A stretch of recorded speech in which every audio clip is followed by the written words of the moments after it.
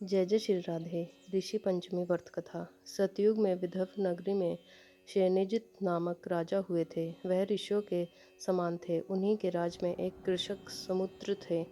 उसकी पत्नी जयश्री अत्यंत पवित्र व्रता थी। एक समय वर्षा ऋतु में जब उसकी पत्नी खेती के कामों में लगी हुई थी तो वह रजस्वला में हो गई। उसको रजस्वला होने का पता लग गया, फिर भी वह घर के कामों में लगी रही। कुछ समय बाद वह दोनों स्त्री पुरुष अपनी अपनी आयु भोगकर मृत्यु को प्राप्त हुए। जयश्री तो कुतिया बनी और सुमित्र को रजस्वला स्त्री के संपर्क में आने के कारण बैल की योनि मिली, क्योंकि ऋतु दोष के अतिरिक्त इन दोनों का कोई अपराध नहीं था। इसी कारण इन दोनों को अपने पूर्व जन्म का समस्त विवरण याद रहा। वे दोनों कुतिया और बैल के रूप में उसी नगर में अपने बेटे सुचित्र के यहाँ रहने लगे।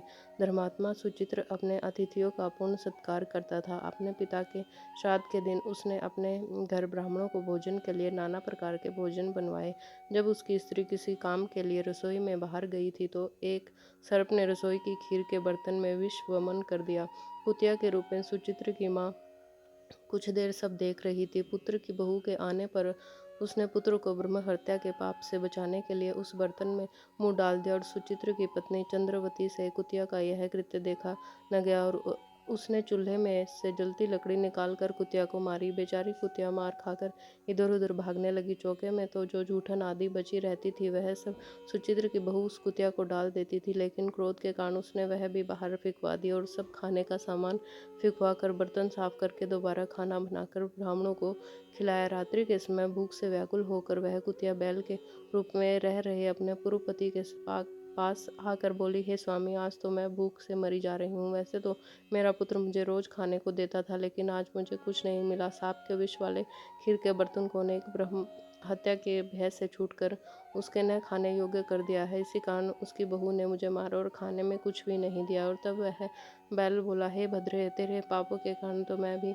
इस योनि में आ पड़ा हूँ और आज बोझा ढोते ढोते मेरी कमर टूट गई है। आज मैं भी खेत में दिन भर हल से जुता रहा। मेरे पुत्र ने आज मुझे भी भोजन नहीं दिया और मुझे मारा भी बहुत। मुझे इस प्रकार कष्ट देकर उसने इस रात को निष्फल कर दिया। और अपने माता पिता की इन बातों को सुचित्र सुन रहा था। उसने उसी समय दोनों को भरपेट भोजन कराया और फिर उनके दुख से दुखी होकर वन की ओर चला गया। वन में जाकर ऋषियों से पूछा कि मेरे माता पिता किन कर्मों के कारण इन नीच योनियों में को प्राप्त हुए हैं और अब इस प्रकार से इनको कैसे छुटकारा मिल सकता है। तब सर्वत्मा ऋषि बोले, है तुम इनकी मुक्ति के लिए पत्नी सहित ऋषि पंचमी का वरदान करो और तथा उसका फल अपने माता पिता को दो। भाद्रपद महीने की शुक्ल पंचमी को मुख शुद्ध करके मध्याह्न में नदी के पवित्र जल में स्नान करना और नए रेशमी कपड़े पहनकर अरुंधति सहित सप्त ऋषियों का पूजन करना। इतना सुनकर सुचित्र अपने घर लौट आया और अपनी पत्नी सहित विधि विधान से पूजन किया और उसके पुण्य से माता पिता दोनों पशु योनियों से छूट गए। इसलिए जो महिला श्रद्धापूर्वक ऋषि पंचमी का व्रत करती है वह समस्त सांसारिक सुखों को भोग कर वैकुंठ को जाती है। जय जय श्री राधे।